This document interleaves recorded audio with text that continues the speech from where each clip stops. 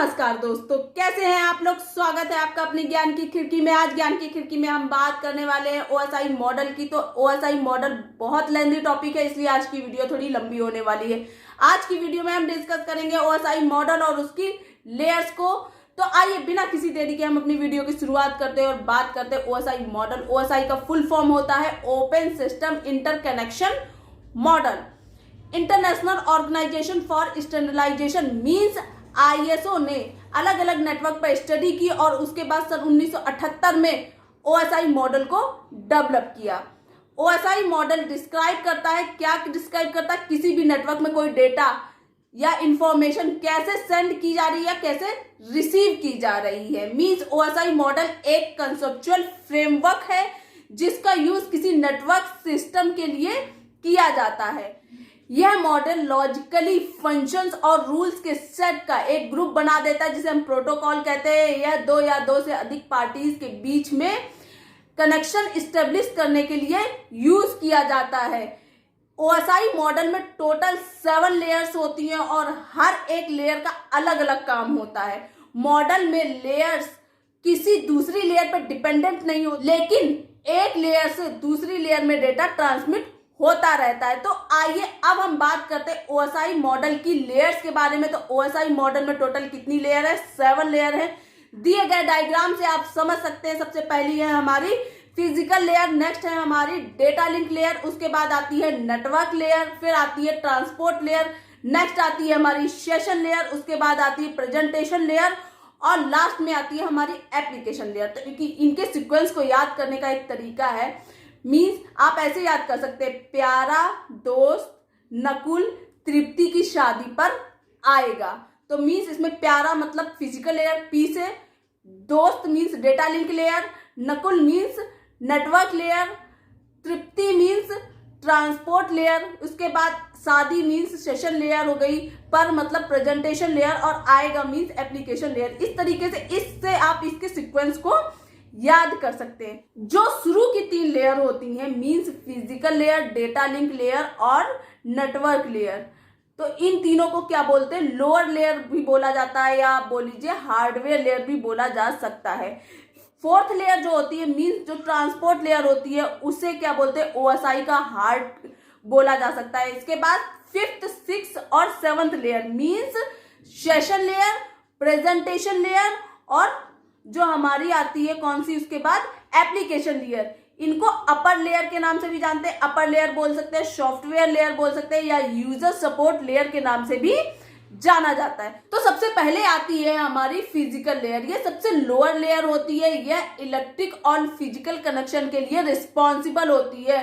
Physical layer में digital signals को electric signal में कन्वर्ट किया जाता है। ठीक है, फिजिकल लेयर यह भी डिस्क्राइब करती है कि जो कनेक्शन है वो वायरलेस है कि वायर्ड कनेक्शन है। इस लेयर में नेटवर्क टोपोलॉजी कौन सी यूज होगी यह भी डिस्क्राइब किया जाता है। मींस फिजिकल लेयर में नेटवर्क ट्रांसमिशन के लिए प्रोसेसिंग के सेटअप को मेंटेन किया जाता है। मींस डेटा को रिसीव करके उसे 0 और 1 के फॉर्म में कन्वर्ट करके डेटा लिंक लेयर में ट्रांसमिट कर दिया जाता है। इसे बिट यूनिट के नाम से भी जाना जाता है। तो फिजिकल लेयर के क्या क्या काम होता है? फिजिकल लेयर क्या करती है? 2 या 2 से अधिक डिवाइसेस को आपस में कैसे कनेक्ट करना ये डिसाइड करती है। डिवाइसेस के बीच में कौन सा ट्रांसमिशन मोड यूज होगा, मींस हाफ डुप्लेक्स होगा कि फुल डुप्लेक्स होगा कि सिंप्लेक्स होगा, ये भी डिसाइड होता है।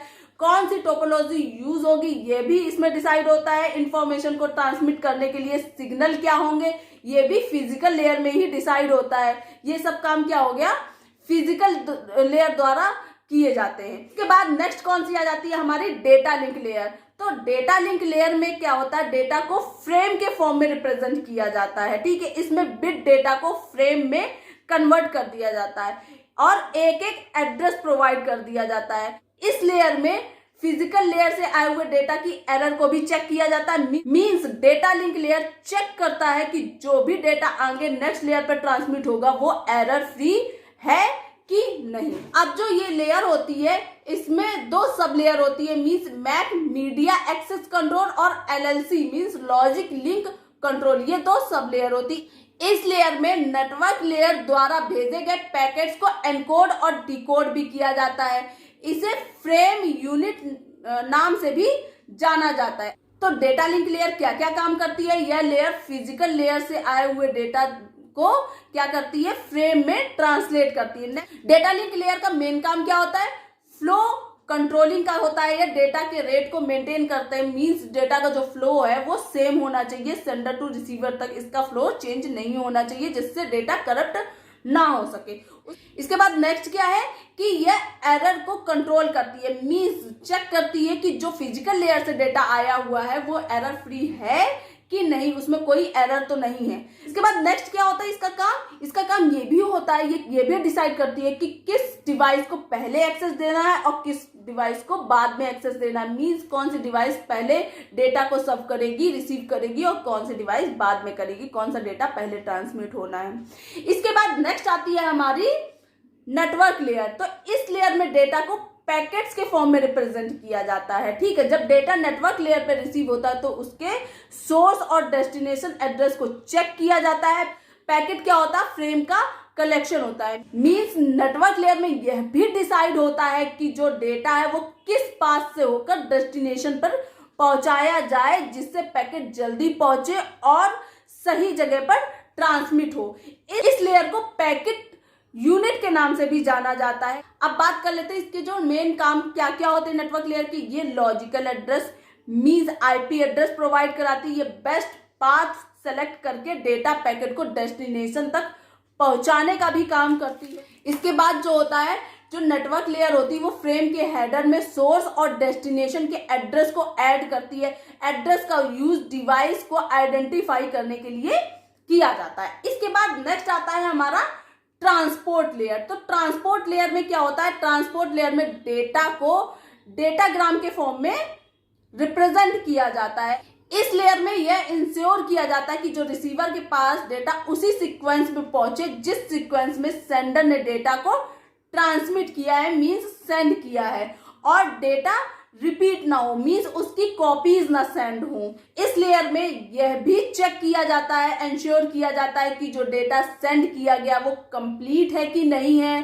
साथ ही साथ यह भी चेक किया जाता है कि जो डेटा है वो एरर फ्री होना चाहिए। Means error free data send किया गया है कि नहीं किया गया है। इसके साथ ही साथ यह भी इंश्योर किया जाता है कि डेटा है वो एक टाइम पे कितना डेटा सेंड करना है, मींस उसकी क्वांटिटी कितनी होनी चाहिए ताकि डेटा कोलैब ना कर सके और ट्रैफिक ना क्रिएट कर सके।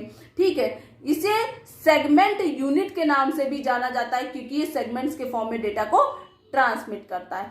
इसके बाद अब जान लेते हैं कि ट्रांसपोर्ट लेयर के क्या क्या काम होते हैं। तो यह डेटा को एक कंप्यूटर से दूसरे कंप्यूटर तक ट्रांसमिट करने का काम करता है। ट्रांसपोर्ट लेयर नेटवर्क लेयर से जब डेटा को रिसीव करता है तो उसे बहुत सारे सेगमेंट्स में डिवाइड कर देता है और हर एक सेगमेंट को एक सीक्वेंस नंबर दे देता है ताकि सेगमेंट को आसानी से उसके सीक्वेंस को आइडेंटिफाई किया जा सके कि कौन सा सेगमेंट किस सेगमेंट के बाद ट्रांसमिट किया जाएगा। ठीक है, तो ये तो काम हो गए हमारे ट्रांसपोर्ट लेयर के। इसके बाद नेक्स्ट आता है हमारा सेशन लेयर। तो सेशन लेयर क्या करता है? यह डिवाइस के बीच के कनेक्शन को कंट्रोल करता है। सेशन लेयर दो डिवाइसेस के बीच में कम्युनिकेशन के लिए सेशन अवेलेबल कराता है। मींस एक टाइम ड्यूरेशन अवेलेबल कराता है कि इस टाइम ड्यूरेशन के बीच में ये डेटा ट्रांसमिट होना है। मींस जब भी कोई यूजर कोई वेबसाइट ओपन करता है तो यह यूजर सिस्टम और वेबसाइट के बीच में एक सेशन क्रिएट करता है। फॉर एग्जाम्पल मान लीजिए कि कोई डेटा फाइल ट्रांसमिट हो रही है। ठीक है, डेटा ट्रांसमिट होते होते बीच में कहीं अटक जाता है, रुक जाता है और आगे ट्रांसमिट नहीं होता है। तो सेशन लेयर क्या करती है? उस डेटा को वहीं से आगे ट्रांसमिट करती है, ना कि फिर से स्टार्टिंग से शुरुआत से ट्रांसमिट करे। मींस जहां पर जो डेटा ब्रेक हो गया, आगे सेंड नहीं हो रहा, उसको वहीं से आगे सेंड करने का काम करती है। तो सेशन लेयर मेन क्या क्या काम करती है? कनेक्शन को इस्टेब्लिश करती है, मेंटेन करती है और टर्मिनेट करती है। दूसरा, अगर डेटा ट्रांसमिशन के टाइम पे कोई एरर आ जाती है तो क्या करता है? ट्रांसमिशन को दोबारा से स्टार्ट कर देता है, कंप्लीट करता है। मींस एरर फ्री डेटा को ही ट्रांसमिट करता है। इसके बाद नेक्स्ट आ जाती है हमारी प्रेजेंटेशन लेयर। तो इस लेयर में डेटा को क्या किया जाता है? एनक्रिप्शन और डिक्रिप्शन किया जाता है। मतलब डेटा को एनक्रिप्ट किया जाता है, एनकोड किया जाता है। इस लेयर में डेटा को कंप्रेस भी किया जाता है, इसलिए इस लेयर को ट्रांसलेटर लेयर के नाम से भी जाना जाता है। तो मेनली प्रेजेंटेशन लेयर के क्या क्या काम हो गए। प्रेजेंटेशन लेयर जो होती है डेटा की प्राइवेसी के लिए एनक्रिप्शन और डिक्रिप्शन ऑपरेशन परफॉर्म करता है। इसके बाद नेक्स्ट क्या होगा, डेटा को कंप्रेस करता है, मींस उसके साइज को शॉर्ट कर देता है ताकि डेटा आसानी से एक जगह से दूसरी जगह ट्रांसमिट हो सके। इसके बाद सबसे लास्ट में हमारी कौन सी आती है, एप्लीकेशन लेयर। तो एप्लीकेशन लेयर क्या होती है, ओएसआई मॉडल की 7th लेयर होती है, मीन सबसे लास्ट वाली लेयर होती है। एप्लीकेशन लेयर क्या करती है, नेटवर्क एक्सेस के लिए, एप्लीकेशन सर्विस के लिए काम करता है और उसके थ्रू रिसीव की गई इंफॉर्मेशन को शो करता है, रिप्रेजेंट करता है। मींस एप्लीकेशन का एग्जांपल ले लीजिए तो वेब ब्राउजर हो गया, जैसे गूगल क्रोम हो गया, स्काइपी हो गया, व्हाट्सएप हो गया। मींस कैसे इंफॉर्मेशन को रिप्रेजेंट करना है, शो करना है, किस एप्लीकेशन के थ्रू, ये सब काम किसका होता है, एप्लीकेशन लेयर का। जो एप्लीकेशन लेयर होती है वो एंड यूजर के सबसे नजदीक होती है। इस लेयर के अंडर HTTP, FTP और तरीके के प्रोटोकॉल आ जाते हैं। एप्लीकेशन लेयर यह कंट्रोल करती है कि कोई भी एप्लीकेशन किस प्रकार के डेटा को नेटवर्क से एक्सेस कर। एप्लीकेशन लेयर के क्या क्या काम हो गए, तो मेनली काम इसका क्या हो गया, ईमेल को फॉरवर्ड एंड स्टोर करने की फैसिलिटी प्रोवाइड कराता है। इसके बाद इसके थ्रू क्या कर सकते हैं, हम डेटाबेस से डायरेक्टरी को एक्सेस कर सकते हैं। मींस यह एक तरीके की एप्लीकेशन प्रोवाइड कराता है जिसके थ्रू हम डेटा को एक्सेस कर रहे हैं, शो कर रहे हैं, डेटा को रिप्रेजेंट किया जा रहा है, मींस उसका रिजल्ट हमें प्रोवाइड हो रहा है। तो आई होप कि आपको इस वीडियो के थ्रू ओएसआई मॉडल समझ में आ गया होगा। ओएसआई मॉडल की लेयर्स के बारे में आपको जानकारी मिल गई होगी। अगर आपको वीडियो पसंद आई तो इसे लाइक कीजिए, शेयर कीजिए और ज्ञान की खिड़की को अगर अभी तक सब्सक्राइब नहीं किया तो उसे भी सब्सक्राइब कर दीजिए।